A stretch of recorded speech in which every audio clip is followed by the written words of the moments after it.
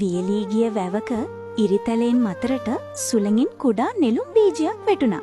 වටාපිසම තිබුණේ දූවිලි සහ ගල් වුණු පස් පමණයි. වැස්ස වහිනවා කියන ලකුණක්වත් තිබුණේ නැහැ.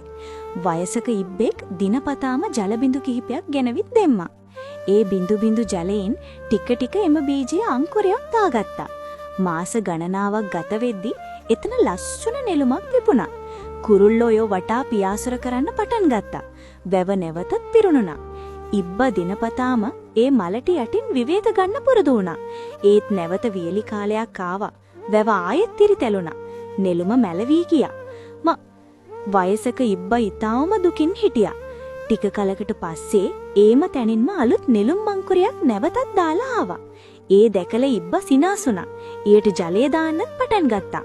ඒකට පස්සේ කඳුළු වගුරු වන්නත් උනා. මොකද කිසිම කෙනෙක් ලයික් හෝ සබ්ස්ක්‍රයිබ් කරලා තිබුණේ නැති නිසා.